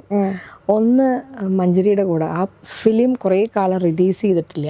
റിലീസ് ചെയ്ത് കഴിഞ്ഞ് വന്നപ്പം പിന്നെ അത് വേറൊരു മ്യൂസിക് ഡയറക്ടറാണ് ചെയ്തത്, മോൻസാറിൻ്റെ ആയിരുന്നു. അപ്പം വാലത്തെ പൈങ്കിളി പോലെ അങ്ങനെ ഒരു പാട്ടായിരുന്നു അത് മൂവി ഞാൻ പറയുന്നില്ല. മൂവി പിന്നെ റിലീസായി. ആ ഫിലിമിലെ പാട്ടിന് അന്നത്തെ സിംഗർക്ക് സ്റ്റേറ്റ് അവാർഡ് കിട്ടുകയും ചെയ്തു. ഇത് പക്ഷെ ഞങ്ങൾ 2 പേരും കൂടെയായിരുന്നു. എൻ്റെ ലൈഫിൽ എനിക്ക് ഏറ്റവും മനസ്സിനോട് ചേർന്ന് പാട്ട് അതായിരുന്നു. പക്ഷെ അത് റിലീസായിട്ടില്ല. പിന്നെ വേറൊരു മുസ്ലിം സോങ്ങും കൂടെ ഞാൻ പാടി. അത് പിന്നെ പ്രൊഡ്യൂസേഴ്സിന്റെ നിർബന്ധം കാരണം കുറേ കൂടെ അന്ന് ഫേമസ് ആയിട്ട് സിംഗറെ കൊണ്ട് പാടിപ്പിച്ചു. പിന്നെ എനിക്ക് ഏറ്റവും കൂടുതൽ അപ്രീസിയേഷൻ കിട്ടിയ പാട്ട് തന്നക്കന്താരോ തന്നക്കന്താരോ ഏലോ ഏലോ ഏലമ്മ. പക്ഷെ എൻ്റെ മനസ്സിൽ എന്നും മെലഡി ആയിരുന്നു ഡ്രീം. അപ്പം അങ്ങനെ കിട്ടിയപ്പോൾ കൺമണി എന്ന് പറഞ്ഞൊരു പാട്ടുണ്ട്, അനുസിത്താരയുടെ ആദ്യത്തെ ഫസ്റ്റ് സോങ്. ഞാൻ അത് കണ്ടപ്പോൾ പറഞ്ഞു അനുസിത്താരയല്ലേ, ഭയങ്കര ക്യൂട്ടായിട്ട് ചെറിയൊരു കുട്ടിയായിട്ട് സ്കൂൾ ഗോയിങ് ആ ടൈമിൽ. അപ്പൊ അത് ആ പാട്ട് ഭയങ്കര. പിന്നെ സ്വർണ്ണപ്പട്ടിൻ്റെ അട്ടക്കാരി അത് ഭയങ്കര ഇഷ്ടമാണ്. തൊയിലുണരുന്നു. എനിക്ക് ഏതാണ് ഏറ്റവും ഇമ്പോർട്ടൻ്റ് ഇഷ്ടം എന്ന് ചോദിച്ചാൽ എനിക്കത് പറയാനറിയില്ല. പിന്നെ ജീവിതത്തിൽ ഏറ്റവും ഇഷ്ടമുള്ള പാട്ട് ഏതാന്ന് ചോദിച്ചാൽ ശ്രീരാഗമോ, അത് ഭയങ്കര ഇഷ്ടമാണ്. അതാണ് എനിക്ക് ഇതുവരെ എപ്പോഴും കേൾക്കണ ഒരു പാട്ടാണ്. അതെന്താണ് ആ പാട്ടിന്റെ മാജിക് എന്ന് ചോദിച്ചാൽ അത്രയും 1000 വട്ടം കേട്ടാലും നമുക്ക് പിന്നെയും കേൾക്കാൻ തോന്നും. എൻ്റെ പാട്ടുകളെല്ലാം എനിക്ക് ഭയങ്കര ഇഷ്ടമാണ്. പക്ഷെ കുറേ കൂടെയൊക്കെ ആഗ്രഹിച്ചമാര് പാട്ടുകൾ പാടാൻ പറ്റിയില്ല എന്നൊക്കെ തോന്നിയിട്ടുണ്ട്. ആഗ്രഹിച്ചമാരുടെ പാട്ടുകൾ കിട്ടിയില്ലാന്ന്. അങ്ങനെ എന്തെങ്കിലും പാട്ട് വന്നിട്ട് പോയ അങ്ങനെ ഉണ്ടാവുമല്ലോ? നന്നായി പാടിയിട്ടൊരു പാട്ടായിരുന്നു. എൻ്റെ പ്രൊഡ്യൂസർ വന്നിട്ട് പറഞ്ഞത് കമ്പാരിറ്റീവ്ലി പുതിയ സിംഗർ അല്ലേ, നമുക്കൊരു ഫേമസ് പഴയ സിംഗറെയും കൊണ്ട് പാടിപ്പിക്കാന്ന് പറഞ്ഞു. നല്ലൊരു മുസ്ലിം സോങ്. അതുപോലെ തന്നെയാണ് ഈ ഞാൻ പറഞ്ഞില്ലേ വാലത്തെ പൂങ്കിളി പോലെ 2014 മറ്റേ പാടിയ പാട്ട്. അതിപ്പോഴും ആ മൂവി തന്നെ വേറെ മ്യൂസിക് ഡയറക്ടറായി ചെയ്തത്. അതിൽ പാട്ട് ഇറങ്ങുകയും ചെയ്തു. അതിലൊരു പാട്ടിന് ആ വർഷത്തെ ഒരു പുതിയ സിംഗർക്ക് അവാർഡ് കിട്ടുകയും ചെയ്തു. അപ്പം ഞാൻ പാടിയ ഒരു പാട്ട് മാറ്റി പാടിപ്പിച്ചത് ഉണ്ട്. അതെനിക്ക് വലിയ സങ്കടമൊന്നും ഉണ്ടായിട്ടില്ല. കാരണം എന്താ വെച്ച് കഴിഞ്ഞാൽ അതിന് ഞാൻ അത്രത്തോളം മനസ്സിനോട് ചേർത്ത് വന്നൊരു പാട്ടല്ല. പക്ഷേ ഈ പാട്ട് നടക്കാതെ പോയാൽ എനിക്ക് ഭയങ്കര വിഷമമുണ്ട്. പിന്നെ 1-2 പ്രാവശ്യമൊക്കെ പാടിയപ്പം അത് ഫിലിമിൽ വന്നതിന് മുമ്പ് സീരിയസ് ആയിട്ടൊന്നും അല്ല, അവരിങ്ങനെ വിളിച്ചു പോയി പാടി. ഞാൻ പാടിയ പാട്ട് വേറൊരു സിംഗറുടെ പേരിൽ ഇറങ്ങിയിട്ടുണ്ട്. അപ്പൊ അന്നൊന്നും നമ്മള് സ്വന്തം പാടിയ പാട്ട് വേറെ. അപ്പൊ ഞാൻ വിളിച്ചത് വലിയ ഫേമസ് ഒരു മ്യൂസിക് ഡയറക്ടർ, ഇപ്പത്തെ പേരൊന്നും പറയുന്നില്ല. ഞാൻ ചോദിച്ചു സാറേ എന്താ അങ്ങനെ? അപ്പൊ അത് മോളെ ഞാൻ അങ്ങനെയൊന്നും ചിന്തിച്ചില്ല. അതെങ്ങനെയാ അന്ന് എനിക്ക് തോന്നുന്നത് പ്രൊഡ്യൂസറോ മറ്റോ വന്നപ്പോ എന്തെങ്കിലും അബദ്ധങ്ങൾ പറ്റിയതാവും. അന്ന് പിന്നെ കറക്റ്റ് ചെയ്യാനുള്ള ഓപ്ഷൻസ് സോഷ്യൽ മീഡിയ റിലീസ് ചെയ്തൊരു പാട്ടും അന്നൊക്കെ കാസറ്റ്സും ആൽബംസും ഒക്കെ ഇറങ്ങുമ്പോൾ നമുക്കതിൽ വൺസ് ഇറ്റ്സ് റിലീസ് നമുക്ക് ഒന്നും ചെയ്യാൻ പറ്റില്ല. പിന്നെ എന്നെ സാറ് പാടാൻ വിളിച്ചു. അന്നത്തെ ചെറിയ മനസ്സല്ലേ, പോയില്ല. പിന്നെ സാറ് മൂവീസിൽ ഒത്തിരി മൂവീസ് ചെയ്തു. പക്ഷെ പിന്നെ പോയില്ല എന്നുള്ളതുകൊണ്ടും അത് എനിക്ക് ഭയങ്കര വിഷമായി പോയി. ഞാൻ ജീവിതത്തിൽ ആദ്യമായിട്ടൊക്കെ ചെയ്ത റെക്കോർഡിംഗ് ഒക്കെയാണ്. ഈ ഫീൽ എങ്ങനെ കൊടുക്കണ്ടായിരുന്നു ഓരോ പാട്ടിലും? അവര് കഥ ഫുള്ള് പറഞ്ഞു തരുമായിരുന്നു അല്ലെ? ഫിലിം സോങ്സ് പാടുമ്പം ഫീൽ എന്ന് എനിക്ക് തോന്നിയേക്കുന്നത് മോൻസാർ അതിന്റെ കറക്റ്റ് പറഞ്ഞു. മോൻസാർ സാറൊക്കെ പറഞ്ഞു. ചിലര് ആ വരികളെ ബേസ് ചെയ്തിട്ട് നിങ്ങൾ തോന്നുന്ന മാതിരി അങ്ങോട്ട് നിങ്ങൾക്ക് എന്താ ഫീൽ ആയിത്തോ ഫീൽഫുൾ ലൈവ് സിംഗിങ്ങിൽ ഫീൽ ചെയ്യുമ്പോൾ ഡെഫിനറ്റ്ലി റിലേറ്റ്. എൻ്റെ ഏതെങ്കിലും ഒരു ലൈഫ് മൊമെന്റുമായിട്ട് കണക്ട് ചെയ്യും. ഇപ്പം ഒരു എന്താ പറയാ, കുറച്ചൊരു താരാട്ട് പാട്ടാണെങ്കിൽ I think about my mom, അല്ലെങ്കിൽ എന്റെ മോനെ പറ്റി ഞങ്ങളുടെ സ്വീറ്റ് മൊമെന്റ്സ് ഓർക്കും. പിന്നെ ഇപ്പൊ ഒരു റൊമാൻറ്റിക് ഇതാണെങ്കിൽ നമ്മുടെ മാരേജ് ഒക്കെ കഴിഞ്ഞ കാലങ്ങളെ ഓർക്കും. എനിക്ക് ഫീൽ കൊണ്ടുവരാൻ പറ്റുന്നത് അങ്ങനെയാണ്. സങ്കടമാണെങ്കിൽ എൻ്റെ മമ്മി നമ്മളെ വിട്ടുപോയത് ഓർക്കും. അപ്പം പക്ഷെ ഫിലിം സിംഗിങ്ങിൽ അവർ ആ സിറ്റുവേഷൻ പറഞ്ഞു തരാറുണ്ട്. പിന്നെ എൻ്റെ ഒക്കെ എക്സ്പീരിയൻസ് മീനാക്ഷി വളരെ കുറവല്ലേ ഉള്ളൂ. നമ്മുടെ മുമ്പിൽ 2000-1000 പാട്ടുകൾ പാടിയ ആൾക്കാരില്ല. അപ്പൊ നമുക്ക് കിട്ടിയ അവസരങ്ങൾ വെച്ചിട്ട് ചോദിച്ചും അറിഞ്ഞുമൊക്കെ അങ്ങ് പാടും. പിന്നെ എന്തൊക്കെയോ ഒരു അനുഗ്രഹം കൊണ്ട് അതെങ്ങനെയൊക്കെയോ മോശം. പിന്നെ അവര് നല്ലോണം ശ്രദ്ധിക്കുമല്ലോ, മ്യൂസിക് ഡയറക്ടേഴ്സ് നല്ലോണം ശ്രദ്ധിക്കും. അത് ക്ഷമയാണ് അവരുടെ ഒരു ഭയങ്കര എന്തൊരു ക്ഷമയോട് കൂടിയിട്ടാണ് നമ്മളെ ഒരു പഠിപ്പിച്ചു തരുന്നതും എല്ലാവർക്കും ക്ഷമ ഇല്ലെന്ന് ചില ആൾക്കാർ ഒരു അനുഗ്രഹം കൊണ്ട് ഞാൻ ചെന്ന് പാടിയവരാരും എന്നെ വഴക്കേ പറഞ്ഞിട്ടില്ല. ഒരാള് പോലും ഇപ്പൊ ജെറിയ മൽദേവ് സാറിന്റെ ഒരു പാട്ട് പാടി. സാറ് എന്നെ ആദ്യം ഫോണിൽ കൂടെ പാട്ട് പാടിപ്പിച്ചു. അതിന്റെ ബേസ് ചെയ്ത ഹിന്ദുസ്ഥാനി രാഗം കേൾക്കാൻ പറഞ്ഞു. അത് കഴിഞ്ഞ് പാട്ട് ഇങ്ങനെ ചില ഉച്ചയ്ക്കൊക്കെ ഞാൻ ഓഫീസിലിരിക്കുമ്പോഴായിരിക്കും ഇന്റർവെൽ സമയത്ത് ജിഷ പാട്ടൊന്ന് പാടി. അങ്ങനെ ആ പാട്ട് ഉറക്കത്തിലും കൂടെ പാടുന്ന സ്റ്റേജ് ആയതിനു ശേഷമാണ് എന്റെ സ്റ്റുഡിയോയില് ഇപ്പൊ ഒരു 2 കൊല്ലം മുമ്പ് പാടിപ്പിച്ചത്. അപ്പൊ അതും കഴിഞ്ഞ് സാറ് പിന്നെ കീബോർഡൊക്കെ വെച്ചിരുന്ന് പാടുന്നതിന് മുമ്പ് ഒന്നും കൂടെ പഠിച്ച് തന്നിട്ടാണ് സ്റ്റുഡിയോ കൊണ്ടുവന്നത്. അപ്പൊ സാറിനെ പറ്റിയൊക്കെ ഞാൻ കേട്ടിട്ടുണ്ട്. സാറ് ഭയങ്കര സ്പെസിഫിക്കാ. പാടുന്ന കാര്യത്തിൽ യാതൊരു അഡ്ജസ്റ്റ്മെന്റ്സും ഇല്ല. ഈശ്വരാധീനം കൊണ്ട് അവിടെ പോലും ചീത്ത കേൾക്കേണ്ടി വന്നിട്ടില്ല. എന്നിട്ട് ഞാൻ പാടി കഴിഞ്ഞപ്പോ സ്റ്റുഡിയോയിൽ ഒരു പയ്യനുണ്ട് കേട്ടോ. സാറ് വീട്ടിലോട്ട് വരും, കിട്ടിക്കോളും. ഞാൻ പറഞ്ഞ വേഗം കഴിഞ്ഞല്ലോ. അപ്പൊ എനിക്ക് അന്ന് തന്നെ ആ സ്റ്റുഡിയോയിൽ വേറൊരു റെക്കോർഡിംഗ് ഉണ്ട്, വേറൊരു സാറിന്റെ. അപ്പൊ ഞാൻ പറഞ്ഞ വേഗം കഴിഞ്ഞല്ലോ, അത് പഠിച്ചിട്ട് നീ വീട്ടിൽ വന്നിട്ട് ഇങ്ങോട്ട് 2ാമത് മാറ്റി പാടാൻ പറയും. ഞാൻ സാറിനെ വിളിച്ചിട്ട് സാറെ ശരിയാവാഞ്ഞിട്ടാണോ സാറ് വേഗം? അത് കറക്റ്റ് ആണല്ലോ ജിഷ, കുഴപ്പമില്ല. അപ്പൊ സാറിന്റെ മാതിരി, അതായത് അവരൊക്കെ പഴയ സ്കൂൾ ഓഫ് ഇതാണ്. ഇവരുടെയൊക്കെ പ്രത്യേകത അവരെന്ത് വിചാരിക്കണോ അത് വരണം. പക്ഷെ ഒരാളും എന്നെ ചീത്ത വിളിച്ചിട്ട് മീനാക്ഷി ഇന്ന് വരെ ചീത്ത പറയണ സാറന്മാരൊക്കെ ഉണ്ടെന്ന് കേട്ടിട്ടുണ്ട്. പക്ഷെ അവരൊന്നും അടുത്തേക്ക് പോണ്ട. നമുക്കൊരു ഡാറ്റാബേസ് ഉണ്ട്, എനിക്കൊക്കെ ഒരു ഡാറ്റാബേസ് ഉണ്ട്. ഏതൊക്കെ സാറന്മാരാണ് ചീത്ത പറയാന്നുള്ളത് അതിനൊക്കെ പറ്റി വ്യക്തമായ ധാരണയുണ്ട്. അത് അറിയാം. ഡിവോഷണൽ സോങ്സും ക്രിസ്ത്യൻ ഡിവോഷണൽ കുറെ പാടിയിട്ടുണ്ട്. കുറെ അല്ല, കുറച്ച് പാടിയിട്ടുണ്ട്. അതും എനിക്ക് ഭയങ്കര പാടാൻ ഇഷ്ടമുള്ള. ഞാൻ വളർന്ന ഒരു ക്രിസ്ത്യൻ ബാക്ക്ഗ്രൗണ്ടിലാണ്. പള്ളീന്റെ കൊയറിൽ എത്രയോ വർഷങ്ങൾ ഉണ്ടായിരുന്നു. അപ്പൊ ക്രിസ്ത്യൻ സോങ്സ് പാടാൻ വിളിക്കുമ്പോ ഒരു ഭയങ്കര ഒരു സന്തോഷമാണ്, ഉത്സാഹമാണ്. സന്തോഷമാണോ അതിനുപരി എന്താണ് സത്യം പറയാം. പിന്നെ എന്താ അറിയോ, ഈ ഫിലിമിൽ നമ്മളെ പാടാൻ വിളിക്കുന്ന മ്യൂസിക് ഡയറക്ടേഴ്സ് ഒക്കെ ലെജൻസ് ആയിരിക്കും, ഭയങ്കര സീനിയേഴ്സും. നമ്മുടെ അച്ഛൻ്റെയോ അല്ലെങ്കിൽ ബ്രദറിന്റെയോ അങ്കിളിന്റെ ഒക്കെ പ്രായമുള്ളതൊക്കെ. അവരുടെ അടുത്തൊന്നും പോയിട്ട് നമുക്ക് ഈ പൊട്ടത്തരൊന്നും കളിക്കാൻ പറ്റത്തില്ല. ഇത് ഫ്രീ ആവാൻ പറ്റില്ല. ഇത് കേട്ടിട്ട് നമ്മളെ ഇങ്ങനെ വേറെ ആൽബംസും ഇൻഡിപെൻഡന്റ് വർക്കും ഈവൻ ക്രിസ്ത്യൻ ഡിവോഷനൊക്കെ പാടാൻ വിളിക്കുമ്പോ നമ്മള് ഭയങ്കര റിലാക്സ് കൂളായിരിക്കും. നമ്മള് പ്ലേബാക്ക് ഒക്കെ പാടിയതാണല്ലോ എന്നുള്ളതിലാണല്ലോ അവര് വിളിക്കുന്നത്. നമ്മൾ വിചാരിക്കുന്നത് നമ്മൾ അതൊക്കെ പാടിയതല്ലേ. അതുകൊണ്ട് എനിക്ക് തോന്നുന്നത് I am more comfortable with devotional songs. Devotional മാത്രമല്ല, അതർ ഇൻഡിപെൻഡന്റ് വർക്ക്സ്. അവിടെ നമ്മളെന്നാ ആരും വഴുക്കറിയ ചെറിയ പിള്ളേരല്ലേ ചെയ്യുന്നത്. അതായത് എല്ലാം ഒരു 30s early 30s കുട്ടികളാവും music directors. അവര് നമ്മളെ ചേച്ചി എന്നല്ലേ എന്താ പാടുന്നൊന്നും ചോദിക്കത്തില്ലല്ലോ. നമ്മള് സംഗതി അങ്ങനെ ഇട്ട് കൊടുക്കുകയാണല്ലോ. ഇനി ട്യൂണൊക്കെ മാറ്റണമെങ്കിൽ അവിടെ നിന്ന് കറക്ഷൻസ് ഒക്കെ. അത് മാത്രമല്ല, പിന്നെ ഇവരൊക്കെ പറഞ്ഞു ചേച്ചി അവിടെ ഒരു ഹമ്മിങ് ഇട്ടുമെന്ന് ചോദിക്കുമ്പോൾ നമ്മുടെ ദൈവമേ ഒരു ഹമ്മിങ് അങ്ങ് കഴിഞ്ഞിടും. ഇവര് ഇത് അതുപോലെ അല്ലല്ലോ 10-100 അവിടെ നമുക്ക് കുറച്ചുകൂടി ഇമ്പ്രൂവ് ചെയ്യാനുള്ള ചാൻസ് തരാണ്. ഇപ്പത്തെ ജനറേഷൻ ഉണ്ടല്ലോ ഭയങ്കര ഫ്രീഡം തരും. പിന്നെ അവര് നമുക്ക് തരുന്ന ഒരു ഫ്രീഡവും റിലാക്സേഷനും കാരണം നമ്മൾക്ക് സാധിക്കാവുന്നതിന്റെ അപ്പുറം നമ്മൾ പാടും. സ്ട്രെയിൻ കുറവാണ്. ഇത് ഫുൾ ഫ്രീഡം ഉണ്ട്. ഇനി ഇപ്പൊ നമ്മുടെ മാക്സിമം എടുക്കും. നമുക്ക് എന്തെങ്കിലുമൊക്കെ ചെയ്യാനുണ്ടോ എന്നുള്ളത് കൂടി നമുക്ക്. അതിന് അവരിത് വിചാരിക്കുന്ന നമ്മളൊരു ടൂർ പോകുന്ന മാതിരിയാ. നമ്മളൊരു ട്രിപ്പ് പോകുമ്പോ നമ്മൾ കുറെ ബ്യൂട്ടിഫുൾ മൊമെന്റ്സ് കൂടെ പോകും.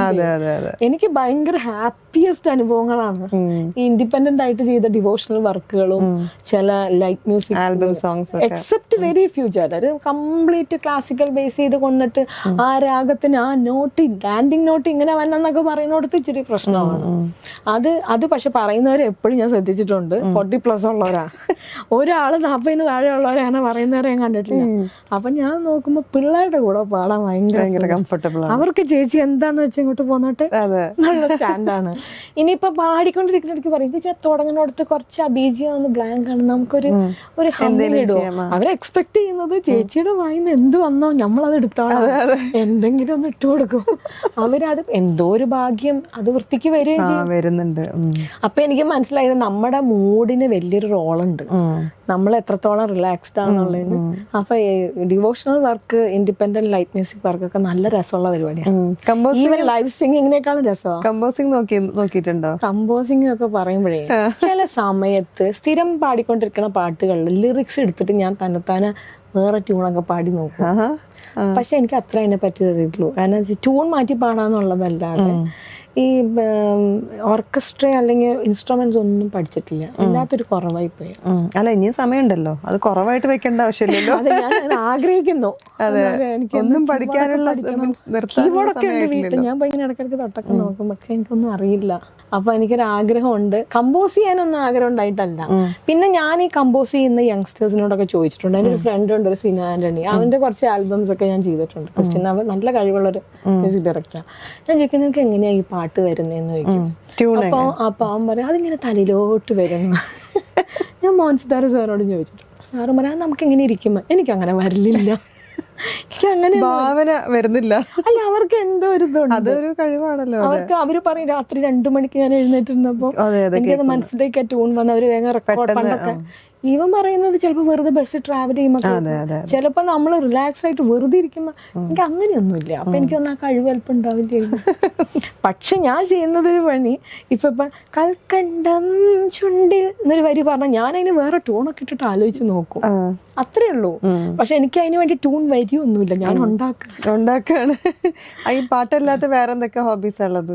പാട്ടല്ലാതെ ഇൻസ്ട്രുമെന്റ്സ് ഒന്നും പഠിക്കാൻ ചാൻസ് അല്ല കേട്ടോ. അതൊക്കെ വീണ്ടും മടി തന്നെയാണ്. കാരണം പഠിക്കേണ്ട ആവശ്യം തോന്നിയത് ഫിലിമിൽ പാടി തുടങ്ങിയപ്പോഴാണ്. ഇവരിങ്ങനെ ഓരോ ഭയങ്കര പിച്ചൊക്കെ പറയുമ്പോൾ നമ്മൾ വിചാരിക്കും എന്നാ പിന്നെ നമ്മളും കൂടെ. പക്ഷെ പിന്നെ എനിക്ക് ഭയങ്കര തിരക്കായിപ്പോയി. ഒഫീഷ്യലി പേഴ്സണൽ ലൈഫിലും ഒക്കെ തിരക്കാണ്. പിന്നെ ഇത് കൂടുതലും എനിക്ക് പറ്റാത്തൊരവസ്ഥ. പക്ഷെ ഇപ്പൊ ഒക്കെ കൊച്ചൊക്കെ വലുതായി, മോനൊക്കെ വലുതായപ്പോ പഠിക്കണം. പിന്നെ ഇൻട്രസ്റ്റ് ഉള്ള ഏരിയ എന്ന് പറഞ്ഞാൽ കൊച്ചിലെ ഭയങ്കര ആഗ്രഹമായിരുന്നു ഡാൻസ് പഠിക്കണം.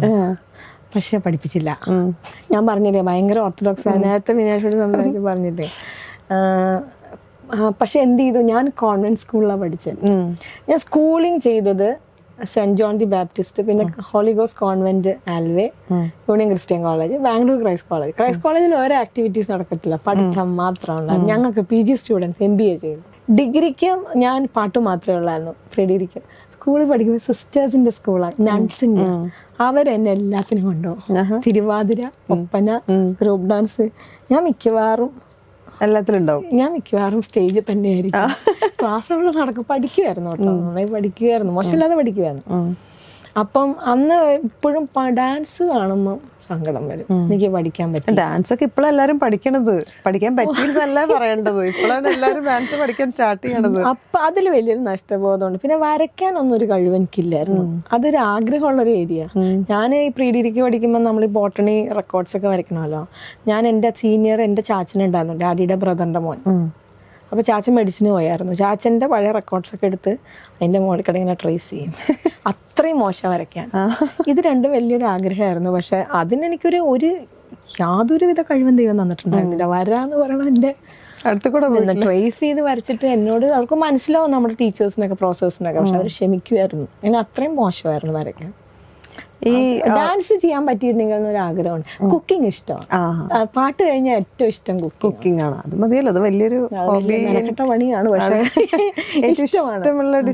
എനിക്ക് സ്വന്തമായിട്ട് ഭക്ഷണം ഉണ്ടാക്കി സ്വന്തമായിട്ട് കഴിക്കാൻ ഭയങ്കര ഇഷ്ടമാണ്. അഹങ്കാരാണെന്നൊന്നും കരുതരുത്. മറ്റാർക്കും ഏറ്റവും ഇഷ്ടമുള്ള ഡിഷ് ചോറ്, തൈര്, പിന്നെ സാമ്പാറ്, അച്ചാറ്. അതിനിപ്പോ സാമ്പാറ് മാറ്റി വെച്ചാലും കുഴപ്പമൊന്നുമില്ല. തൈര്, അച്ചാറ് ഭയങ്കര. തൈര് ത്രോട്ടിന് പ്രോബ്ലം. അങ്ങനെ ഞാൻ കഴിച്ച് ഞാൻ കഴിച്ച തൈര് ഉണ്ടെങ്കിൽ ഒരു ഫാക്ടറി തുടങ്ങാൻ തൈരിന്റെ. എനിക്ക് കോവിഡിന് ശേഷം ലാക്ടോസ് ഇൻടോളറൻസ് വന്നു, പാൽ അലർജി. അപ്പൊ ഞാൻ വിചാരിച്ചു പാലല്ലേ പോട്ടെ. അപ്പൊ ഉണ്ട് മെല്ലെ മെല്ലെ തൈരിനും അലർജി. ഇപ്പൊ ഭയങ്കര കൊതി തോന്നും ഒരു സ്പൂണൊക്കെ ഇടും. നന്നാക്കി ഉണ്ടാക്കുന്ന ഫുഡ് എന്ന് പറഞ്ഞാൽ എൻ്റെ ചില്ലി ചിക്കൻ മോനൊക്കെ ഭയങ്കര ഇഷ്ടമാണ്, ഫ്രൈഡ് റൈസ് ഇഷ്ടമാണ്. പക്ഷെ എനിക്ക് കുക്ക് ചെയ്യാൻ ഇഷ്ടം നാടൻ ഐറ്റം. ഭയങ്കര കുക്ക് എന്നൊക്കെ പറയും, ഉണ്ടാക്കുന്ന ഐറ്റംസ് മോശമില്ലാതെ ഉണ്ടാക്കുന്നുണ്ട്. എനിക്ക് ബേക്കിംഗ്, ഐസ്ക്രീം അതൊന്നും അറിയില്ല, താല്പര്യമില്ല. കഴിക്കാൻ ഇഷ്ടമില്ലാത്ത സാധനം ഉണ്ടാക്കാൻ ഇഷ്ടമില്ല. അങ്ങനെയാണ്. അതൊന്നും ഇഷ്ടമല്ല. പിന്നെ നമ്മൾ ഈ അങ്കമാലി വാങ്ങാക്കറി എന്ന് പറഞ്ഞ സംഭവം എന്റെ മമ്മിയുടെ കല്യാണ വീട്ടിലൊക്കെ ഉണ്ടാവാറ്. എന്റെ മമ്മിയുടെ വീട് കാലടിയാ. മമ്മിയുടെ അമ്മച്ചി നല്ല കുക്കായിരുന്നു. ഒന്നും അറിഞ്ഞൊന്നും അമ്മച്ചി ഇടുകയൊന്നുമല്ല, അമ്മച്ചി എന്തിട്ടാലും നന്നായി വരും. അപ്പൊ അവിടുത്തെ ഫുഡ് ഹാബിറ്റ്സ് ആണ് ഞാൻ ഇപ്പോഴും ഫോളോ ചെയ്യുന്നത്. അപ്പൊ അങ്കമാലിയും മഞ്ചേരിയും തമ്മിലുള്ള ഒരു കുക്കിംഗ് സ്റ്റൈൽ ഭയങ്കര ഡിഫറെന്റ് അല്ലേ? ഞാൻ ഭർത്താവിനെ പഠിപ്പിച്ചു. ഹസ്ബൻഡിന് കിട്ടിയൊരു ഗുണം പുള്ളി പഠിച്ചതൊക്കെ ബാംഗ്ലൂരാ. അപ്പൊ പുള്ളി അവിടെ ഈ നമ്മുടെ കുറെ മെസ്സ് ഉണ്ടാവും, മലയാളി റെസ്റ്റോറൻറ്റ്സ് ഒക്കെ. അപ്പൊ ആ ടേസ്റ്റും ഫെമിലിയർ ആയിരുന്നു. പിന്നെ കുറച്ചൊക്കെ അമ്മയുടെ വീട്ടിൽ ഞാൻ ഹസ്ബൻഡിന്റെ ഫാമിലിയിൽ ഉണ്ടാക്കുന്ന അവർക്ക് ഈ വറുത്തരച്ച ചിക്കൻ കറി, അതിൽ ഉരുളക്കിഴങ്ങൊക്കെ ഇട്ടുണ്ടാക്കില്ലേ അത്. പിന്നെ ചില സ്പെസിഫിക് ഡിഷസ് ഉണ്ടായിരുന്നു ഹസ്ബൻഡിന്റെ ഫാമിലിയിൽ. അതൊക്കെ അവരൊരു ഈ നമ്മളെ അട ഉണ്ടാക്കുന്നത് പോലെ തിക്കായിട്ട് അരിപ്പൊടി വെച്ചിട്ട് ബോൾന്ന് അവർ പറയാം, റൗണ്ടില്. അതിന് തേങ്ങാപ്പാലും ഏത്തപ്പഴം നെയ്യിലൊക്കെ വഴറ്റിയിട്ട് ഒരു ഡിഷൊക്കെ ഉണ്ടാക്കും അതിന് കഴിക്കാനായിട്ട്. അങ്ങനെ കുറച്ച് സ്പെസിഫിക് ആയിട്ട് പുള്ളിയെ പറ്റിക്കാൻ പറ്റുന്ന കുറെ ഡിഷസ് ഞാൻ പഠിച്ചു വെച്ചിട്ടുണ്ട്. അപ്പൊ എന്റെ ഭക്ഷണം കഴിച്ച് വെറുക്കുന്ന സമയത്ത് തന്നെ അത് ഉണ്ടാക്കി എന്നെ ഹെൽപ്പ് ചെയ്യാൻ ആളൊക്കെ ഉണ്ട് വീട്ടിൽ. എന്നാലും ഞങ്ങൾ എല്ലാവരും ഇത് പഠിച്ചിരിക്കുകയാണ്. പിന്നെ കോട്ടയം സ്റ്റൈല് മീൻകറി എനിക്ക് നമ്മുടെ കല്യാണ തലേദിവസമൊക്കെ കൊടുക്കുന്ന മീൻകറി ഉണ്ട്. ഭക്ഷണം അത്യാവശ്യം നമ്മുടെ നാട്ടിൽ കഴിക്കുന്നൊക്കെ ഉണ്ടാക്കും. പക്ഷെ ബേക്കിംഗ് എനിക്കൊന്നും അറിയില്ല, താല്പര്യമില്ല. ഇത് സെൽഫിഷ് ആയിട്ടുള്ളൊരു എഫേർട്ടാണ്. കാരണം എനിക്ക് ഇഷ്ടമുള്ളത് ഉണ്ടാക്കുക, കഴിക്കുക. അപ്പം apart from love and support from the audience നോക്കുമ്പോൾ എന്താ പറയാ, അവാർഡ്സുകൾ വേറെ ഏതൊക്കെയാ കിട്ടിയിരിക്കുന്നത്? അവാർഡ്സ് ഒന്ന് 2022 ബാബുരാജ് സാറിന്റെ പേരിലുള്ള സംഗീത മാപ്പിള, കേരള സംഗീത മാപ്പിള അക്കാദമിയുടെ അവാർഡ് ഉണ്ടായിരുന്നു. പിന്നെ ഫിഫ എന്ന് പറഞ്ഞിട്ടൊരു ഫിലിം ഓർഗനൈസേഷന്റെ 2022 ബെസ്റ്റ് ഫീമെയിൽ സിംഗർ. കുറെ കൂടെ ഒക്കെ കിട്ടണമെന്ന് ആഗ്രഹം ഉണ്ടായിരുന്നു, അതേ കിട്ടിയിട്ടുണ്ട്. ഇനി ഒരുപാട് അവാർഡുകൾ കിട്ടട്ടെ ഫ്യൂച്ചറിൽ. അതൊക്കെ ഒരു സന്തോഷമല്ലേ, നമുക്കൊരു ധൈര്യമാണ്. നമ്മൾ പാടുന്ന ആളുകൾക്ക് ഇഷ്ടപ്പെടുന്ന. മോന് ഏതൊക്കെ പാട്ടുകളാ ഇഷ്ടം? അമ്മ പാടിയ പാട്ടുകളാണോ അതോ അല്ലാത്ത മോൻ കേൾക്കുന്ന പാട്ടുകൾ ഏതാ? പാടിയ പാട്ടല്ല, അതായത് മോൻ്റെ ഹസ്ബൻഡ് അത്യാവശ്യം കുറേശ്ശൊക്കെ ഇൻസ്ട്രുമെന്റ്സ് ഒക്കെ വായിക്കും. പുള്ളി ഗിറ്റാർ നന്നായി പഠിച്ചിട്ടുണ്ട്, ഡ്രംസും അത്യാവശ്യം വായിക്കും. മോൻ ഡ്രംസ് കുറെ കാലം പഠിച്ചിരുന്നു. ഞാൻ അവൻ വോക്കൽ അങ്ങനെ പാടുന്ന ഞാൻ കണ്ടിട്ടില്ല. എന്നിട്ട് ഞാൻ അവനൊരു ദിവസം വിദ്യാരംഭത്തിന് വിളിച്ചിരുത്തി പാടിപ്പിച്ച് അവൻ തമാശയാക്കി, കുഞ്ഞായിരിക്കും. പക്ഷെ ഇപ്പൊ റീസെന്റ് ആയിട്ട് ഞാൻ നോക്കുമ്പോൾ ആള് മലയാളം പാട്ടുകളൊക്കെ കൂടുതൽ വെസ്റ്റേൺ ആണ്, വെസ്റ്റേൺ മെലഡിയാണ് കേൾക്കുന്നത്. അതിപ്പോ എന്റെ കപ്പ് ഓഫ് ടീ അല്ല. പല വെസ്റ്റേൺ സോങ്സും ഞാൻ കേട്ടത് മോൻ കേൾക്കുന്ന കേട്ടിട്ടാ. ആ ഒരു ജനറേഷൻ. അതെ, നമ്മളൊക്കെ ഈ പോരാപ്പവും പിന്നെ മൈക്കിൾ ജാക്സൺ അവരുടെ ഒക്കെ ഇവരൊക്കെ പുതിയ സിംഗേഴ്സിന്റെ ഒക്കെ എടുത്തു. അപ്പൊ ഞാൻ നോക്കുമ്പോ എത്ര വേഴ്സറ്റൈൽ ആയിട്ടുള്ള ജോണേഴ്സിന്റെ അവർക്ക് നല്ല മെലഡീസും ഉണ്ട്. പിന്നെ അവർക്കും മലയാളം നോക്കുമ്പോ ഇപ്പോഴത്തെ കാലഘട്ടത്തിലെ പാട്ടുകളോടായിരിക്കും കുറച്ചും കൂടെ ഇഷ്ടം കൂടുന്നത്. റീസെന്റ് ആയിട്ട് മോൻ നമ്മളൊരു പാട്ടില്ലേ, ഹേമന്തമേ കൈക്കൊമ്പിലിൽ, പിന്നെ അല്ലിയാമ്പൽ കടവിലെന്തരയ്ക്കു വെള്ളം, അതിന്റെ റീമിക്സ് പുതിയ ബിജിപാൽ സാർ അറേഞ്ച് ചെയ്തതുണ്ട് ഒരു മൂവിയില്, മമ്മൂട്ടി സാറിന്റെ ഒരു മൂവി. അതൊക്കെ കേട്ടാണ് പാടുമ്പോ എനിക്ക് തോന്നി, ആഹാ നന്നായി പാടുന്നല്ല. സൗണ്ടൊക്കെ എനിക്ക് പണ്ടത്തെ സൗണ്ട് അല്ല. അപ്പൊ എനിക്ക് ഭയങ്കര സന്തോഷമായി. ഞാൻ അങ്ങനെ നിറയെ പ്രാർത്ഥിച്ചിട്ടുണ്ട് കേട്ടോ, കുഞ്ഞുമോനെ ഞാൻ കൺസീവ് ചെയ്യുന്ന സമയത്ത് പാടുന്നേ. പക്ഷെ അന്നൊന്നും ഇവന് അതിനൊരു ഭയങ്കര ക്രിട്ടിക്കലായിട്ട് അനലൈസ് ചെയ്യും നമ്മൾ പാടുമ്പോഴൊക്കെ. ഞാൻ ലൈവൊക്കെ ചെയ്യുമ്പോൾ ഇങ്ങനെ ഉണ്ടെങ്കിൽ ഇവൻ അത് കഴിഞ്ഞ് കറക്റ്റ് പറയും. പക്ഷെ ഇവന് അവന്റെ ഏരിയ ഓഫ് എന്താ പറയാ ഇൻട്രസ്റ്റ് അല്ല, അവൻ എന്തിലാണ് ആ മ്യൂസിക്കിൽ കഴിവ് കൊടുത്തേക്കണെന്ന് എനിക്ക് മനസ്സിലായിട്ടില്ല. എന്താണെന്നറിയായിരുന്നു. അപ്പൊ ഇപ്പോഴും ഞാൻ നോട്ട് വെരി ക്ലിയർ അബൌട്ട്, പക്ഷെ അവൻ നന്നായി ഡ്രംസ് വായിക്കുന്നായിരുന്നു. ഹസ്ബൻഡിനോ ഏതൊക്കെ പാട്ടുകളാണ്? ഹസ്ബൻഡ് കൂടുതലും ഹസ്ബൻഡിന്റെ ഒരു ജോണറിലോട്ടാണ് മോൻ പോയെന്ന് എനിക്ക് തോന്നുന്നത്. പുള്ളിയെ പരിചയപ്പെടുന്ന കാലത്ത്, ഞങ്ങൾ കല്യാണം കഴിഞ്ഞ സമയത്തൊക്കെ കൂടുതലും വെസ്റ്റേൺ സോങ്സ് കേൾക്കുന്നത് ഞാനും കേട്ടിരുന്നത്. പക്ഷെ ഇവൻ കേൾക്കുന്ന ജോണർ ആയിരുന്നില്ല, മോൻ കേൾക്കുന്ന ജോണറല്ല ആ കാലത്ത്. പിന്നെ അപ്പോഴും ഞാൻ ശ്രദ്ധിച്ചേക്കുന്നത് വേളിക്ക് വെളുപ്പാങ്കാലം, പിന്നെ ശ്രീരാഗമോ അങ്ങനത്തെ വേർഷനും കേൾക്കും. ഞാൻ നവീനിലെ ഹസ്ബൻഡ് പേരായിട്ട് വിളിക്കുന്ന പറഞ്ഞു വിളിപ്പിക്കുന്നുണ്ട്. ഞാൻ പുള്ളിക്ക് നിർബന്ധമായിരുന്നു നേരെ വിളിക്കാൻ. അപ്പം എല്ലാ ടൈപ്പ് ഓഫ് സോങ്സും കേൾക്കും. അവർക്ക് അങ്ങനെ ഇങ്ങനെയൊന്നും ഇല്ല, എല്ലാം കേൾക്കും. അതുകൊണ്ട് എനിക്ക് കിട്ടിയൊരു മെച്ചം, ഞാൻ കല്യാണം കഴിഞ്ഞതിന് ശേഷം കുറേ ടൈപ്പ് ഓഫ് സോങ്സ് കേൾക്കാൻ. അല്ലാതെ ഒരു നമ്മൾ ഒറ്റ സ്ട്രേറ്റ് ആയിട്ട് ഇന്നത് മാത്രം എല്ലാ ലാംഗ്വേജസിലും, ഹിന്ദി, തമിഴ്, വെസ്റ്റേൺ എല്ലാത്തിലും, മലയാളം, എല്ലാത്തിൻ്റെ ഒരു കളക്ഷൻ ഉണ്ടാവും പുള്ളി. നമ്മൾ ലോങ് ഒക്കെ ട്രാവൽ ചെയ്യുമ്പോൾ നമ്മൾ അവിടെ എത്തുമ്പോഴത്തേക്കും ഞാനൊരു 5-6 ജോണറിലുള്ള പാട്ടുകൾ കേൾക്കുന്നു. അതെന്നെ ഹെൽപ്പ് ചെയ്തിട്ടുണ്ട്. നമുക്ക് നല്ലൊരു ഇഷ്ടമുള്ളൊരു നല്ലൊരു പാട്ടിന്റെ ഒരു ഇഷ്ടമുള്ള കുറേ സോങ്ങുകളുണ്ട് കേട്ടോ. ഇളം മഞ്ഞില് രാരി രാരിരാം, പൊന്നുരുകും പൂക്കാലം, അതൊന്നൊക്കെ ഡിഫറെന്റ് ആയിട്ടേ. നമ്മള് കുറച്ചൊരു കോൺവെർസേഷനിൽ ഇപ്പൊ നമ്മള് ചിന്നക്കുട്ടി അതെ അതെ അതെ എനിക്ക് ചിന്നക്കുട്ടിയുടെ അതുപോലെ ഇഷ്ടപ്പെട്ടു. അപ്പൊ അതൊന്ന് ചുമ്മാ പാടി നോക്കാം. സൗണ്ട് ആയിട്ട് വളരെ സാമ്യമായിട്ടൊരു പാട്ടാണത്. അന്ന് ചുമ്മാ ഞാൻ ഇതുവരെ പബ്ലിക്കായിട്ട് പാടിയിട്ടില്ല. വീട്ടിലൊക്കെ പാടിയാണൊക്കെ ഒരു പാട്ടാ. അത് പാടി നോക്കട്ടെ. ഓ ചിന്നക്കുട്ടി ഉറങ്ങിയില്ലേ, ഉണ്ണിമോളെ ഉറങ്ങിയില്ല, പുന്നാരമേ പറന്നിന്റെ മുന്നിൽ തളിരുമേനിൽ കുളിരുമായി നീ പുന്നാരമേ വരുകില്ലേ, പുന്നാരമേ വരുകില്ലേ, ഇണക്കിളി പറന്നിന്റെ മുന്നിൽ തളിരുമേനി കുളിരുമായി നീ ഇണക്കിളി വരുകില്ലേ, ഇണക്കിളി വരുകില്ലേ. അടിപൊളി. എന്താ പറയാ ഇത് ആക്ച്വലി അതിന്റെ ആ ഒരു വിഷ്വൽസ് ആണ് അതിന്റെ ഏറ്റവും അത് ഭയങ്കര ഇഷ്ടമാണ് പാട്ട്. അങ്ങനത്തെ കുറെ പാട്ടുകളുണ്ട് എനിക്ക് ഇഷ്ടമുള്ളത്. കുറെ അത് നോക്കുമ്പോ അതൊക്കെ ശ്യാം സാറിന്റെ അതെ അതെ അതെ അതിലെ ഡേയ്സിലെ കുറെ നല്ല പാട്ടുകളുണ്ട്. ദേശീയിൽ വേറെ ഒരു പാട്ടുണ്ടായിരുന്നു എന്നാ പെട്ടെന്ന് ചോദിക്കുമ്പോ തേൻമൊഴിയോ ചെന്നൻ ചിന്നൻ ചെന്നൻ ചിന്ന പാറേ ഈ നിമിഷം എന്നോമ സ്നേഹിക്കുന്നതിനെ മാത്രം കേട്ടില്ലേ വാനമേ, കേട്ടില്ലേ മേഘമേ. അതിലൊരു സെന്റി പാട്ടുണ്ടല്ലോ, ഓർമ്മകൾ എന്തോ അങ്ങനെ എന്തോ ഓർമ്മകൾ വാസന്തനന്ദനത്തോപ്പിൽ ഒരു പുഷ്പം മാത്രം, ഒരു പുഷ്പം മാത്രം ദേശീ.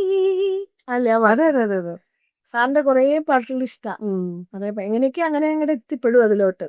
പിന്നെ ഉണ്ട് അധികം കേൾക്കാത്ത കിക്കിളിയുടെ മുത്തെല്ലാം ചൂടി പൊൻകവിള് ഇണയോരങ്ങൾ തേടി, അങ്ങനെ കുറെ പാട്ടുകളുണ്ട് സാറിന്റെ ആ കാലത്ത് ഭയങ്കര ഹിറ്റ് ആവാത്ത പാട്ടുകൾ, നല്ല ബ്യൂട്ടിഫുൾ. അതെ അതെ പൊന്നന്തയിൽ പൂനില ചിറകിൽ സ്വപ്നത്തിലെ സ്വർഗമൂർന്നിറങ്ങി, അങ്ങനെ കുറെ പാട്ടുകൾ ഇഷ്ടമാണ് സാറിന്റെ. ഞാൻ കേൾക്കാൻ ഇഷ്ടപ്പെടുന്ന പാട്ടുകൾ. ചിലതൊന്നും പാടാൻ നമുക്ക് ചാൻസ് കിട്ടലില്ല. നമുക്കിനി എനിക്ക് അങ്ങനെ മൈൻഡപ്പ് ചെയ്യാനുള്ള സമയമായി തുടങ്ങി. 1 hour 1.5 hours ഒക്കെ ആയി തോന്നുന്നു. നമ്മൾ അറിഞ്ഞില്ല അങ്ങനെ. പ്രത്യേകിച്ച് പാട്ടുകൾ അതിന്റെ കൂടെ പാടുമ്പോഴേ ഭയങ്കര രസമായിരുന്നു. ഇങ്ങനെ ഭയങ്കര ഫ്ലോയിൽ അങ്ങ് പോവായിരുന്നു. പിന്നെ മീനാക്ഷി ഭയങ്കര കംഫർട്ടബിൾ ആയിട്ട് നമ്മൾ ഇരുത്തുന്ന ആളാട്ടോ. രണ്ടാളും നമുക്ക് വേറെ ഒരു പ്ലാറ്റ്ഫോമിൽ വന്നിരിക്കുകയാണ്, ഇവിടെ ക്യാമറ ഉണ്ട്, ഇതൊന്നും ഞാൻ ചിന്തിച്ചിട്ടില്ല. അത്രയും എനിക്ക് എന്റെ വീട്ടിൽ എന്റെ അടുത്തൊരു സുഹൃത്ത് ഞാൻ സംസാരിക്കുന്ന ഒട്ടും ഫോർമാലിറ്റി പറയല്ല, അത്രയും കംഫർട്ട്. ഞാൻ വരുന്നതിന് മുമ്പ് എന്നോട് പലരും പറഞ്ഞിരുന്നു, പക്ഷെ ഇത് ഭയങ്കര ഒരു അനുഭവമായി. അത്രയും ഫ്രീഡം തന്നു. ഞാൻ മീനാക്ഷിക്ക് അവസരം തന്നിട്ടില്ലേ, ഞാൻ പറഞ്ഞോണ്ടേയിരിക്കും. അല്ല അത് ഞാൻ കേട്ടു പറയുമ്പോ നമുക്കത് അത്രയും നന്നായിട്ട് പറയുന്നോണ്ടാണല്ലോ എനിക്ക് കേട്ടിരിക്കാൻ പറ്റണത്. അപ്പൊ ഞാനൊരു അവസരം മീനാക്ഷിക്ക് തന്നില്ല എന്നുള്ളതാണ്. പക്ഷെ അത്രയും കംഫർട്ടബിൾ ആയിട്ട് ഫീൽ ചെയ്തു കേട്ടോ. അപ്പൊ thank you so much for your time. ഒരുപാട് നല്ല നല്ല കാര്യങ്ങൾ പറഞ്ഞു തന്നു. മ്യൂസിക്കലിയും ലൈഫിലത്തെ കാര്യങ്ങളും എല്ലാം ഭയങ്കര നല്ല രസമുള്ളൊരു ഇന്റർവ്യൂ ആയിരുന്നു. Thank you so much. അപ്പൊ ഇനി എല്ലാ അപ്കമിങ് പ്രൊജക്ട്സിനും ഇനി വരാനിരിക്കുന്ന എല്ലാ പ്രൊജക്ട്സിനും all the very best wishes. മീനാക്ഷിയും രണ്ടുപേരും ഉണ്ട് ഇവിടെ. അവര് ക്യാമറ ഉണ്ട്. രണ്ടുപേരോട് എന്റെ ഹൃദയം നിറഞ്ഞ സ്നേഹവും നന്ദിയും. കാരണം അത്രയും കംഫർട്ടബിൾ ആയിട്ട് എനിക്ക് പറയാൻ പറ്റുമെന്ന് വിചാരിച്ചതിലുപരി പറയാനുള്ള ഒരു സ്വന്തം തോന്നുന്ന ഒരു feeling. Thank you so much.